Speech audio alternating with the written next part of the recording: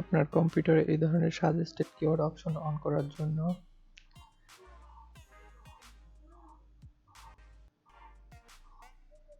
চলে যাবেন পিসিতে, চলে যাবেন স্টার্ট অপশনে বা কিবোর্ড থেকে উইন্ডো অপশনে ক্লিক করুন।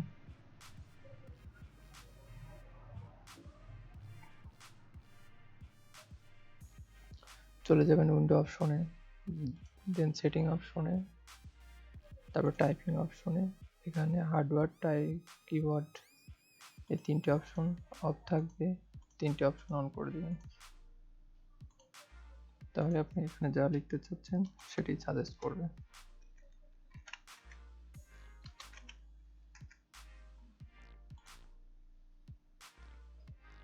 ভিডিওটি ভালো লাগলে অবশ্যই চ্যানেলটি সাবস্ক্রাইব করবেন এবং পাশে থাকা বেল আইকনটি বাজিয়ে দিবেন।